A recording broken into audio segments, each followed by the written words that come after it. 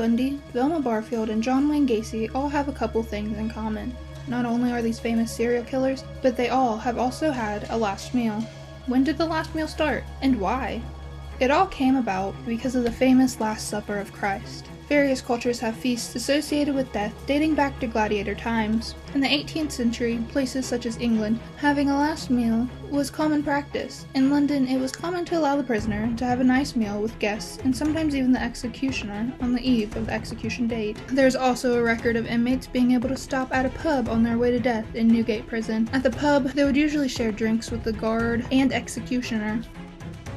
Susan Margaret Brandt, over in Germany, was executed for allegedly killing her newborn child on January 14, 1772, and was convicted of murder shortly before her execution.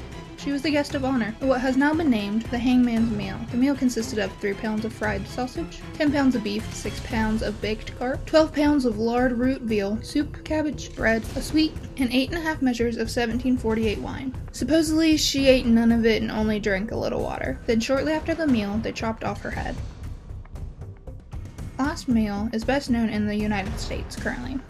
In 1835, the New York Sun reported that Manuel Fernandez asked for some cigars and brandy and was allowed by the warden at Bellevue Prison. In the 19th century, this became more and more common for the warden of a prison to get requests from prisoners on death row. It is said that in Europe, the executioner and warden grant the last meal as a way to say, "They are going to kill you, but it's nothing personal," trying to be nice before taking their life. It is also said widely that the practice of a last meal was a way to make sure the ghost of the executed prisoner would feel friendly towards the guards and executioner, so that the ghost would not come back and haunt them, but there's no evidence backing that.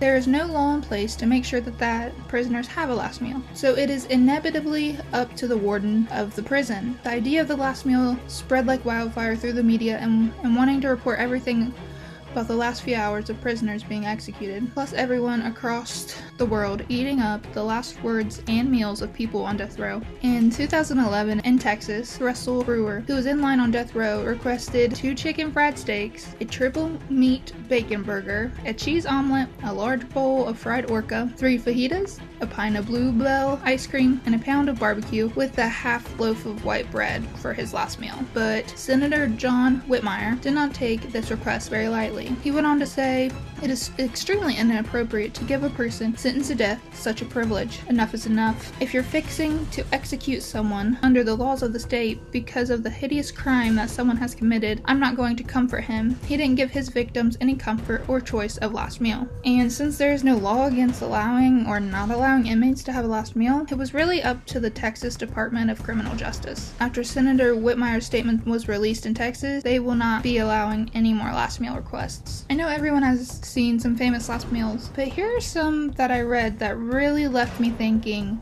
why? Victor Frug was executed in 1963. He requested a single unpitted olive. John Wayne Gacy, or better known as the Killer Clown, requested deep fried shrimp, bucket of KFC, French fries, and 1 pound of strawberries the night before his execution in 1994. Velma Barfield, also known as Death Row Granny, asked to have cheese doodles and a can of Coca-Cola in 1948. James Edward Smith by far had the weirdest request, a lump of dirt. Yes, you heard that right, a lump of dirt. But he was denied that request because that's not on the list of foods allowed to give to prisoners. I guess probably because dirt isn't considered food. So after they denied him that, he just asked for some yogurt. So the whole idea of last meals has been around since the gladiator times. If you somehow find yourself on death row, what would your last meal be? There has been a saying going around for years that if you want to live on death row forever, then request a McRib and Shamrock Shake from McDonald's, because they're never available at the same time. But make sure you don't get on death row in Texas. This has been Olivia Walker for CVM 320.